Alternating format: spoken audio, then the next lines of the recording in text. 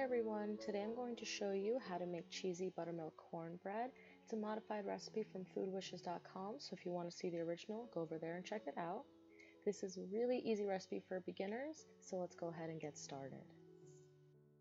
To start, you're going to need some sugar, 2 large eggs, 6 tablespoons of butter, honey, salt, cornmeal, and cayenne pepper. You're also going to need baking powder, whole milk, all-purpose flour, and any shredded cheese you'd like. And grab a large mixing bowl, whisk, rubber spatula, 8x8 inch baking pan, and a measuring cup. Preheat your oven to 400 degrees. On your stove top, melt your butter in your baking pan on medium-low heat, and once it's done, put it aside to cool. To a cup and a half of whole milk, add 1.5 teaspoons of white vinegar, stir it, and then put it aside for 5 minutes to curdle, and you'll get buttermilk. To 1 cup of cornmeal, add a pinch of salt and 1 pinch of ground cayenne pepper. Then add 3 teaspoons of white sugar to the mixture and stir all of it together.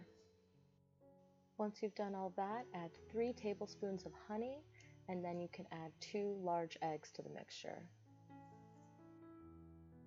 Leaving 2 tablespoons of butter in the pan, take 4 tablespoons and put it into your bowl of buttermilk to cool it down, then add everything to the mixture and whisk.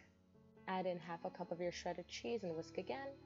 Then add 1 cup of flour, 2 teaspoons of baking powder, and a pinch of salt. Then whisk everything just until the flour is dissolved. Use a rubber spatula to put everything into the buttered baking pan, set in the oven at 400 degrees for 30 minutes. Once it's done baking, you can take it out of the oven and set it aside to cool, and then cut it into 16 even pieces. I really hope you enjoyed this recipe. Happy holidays and enjoy!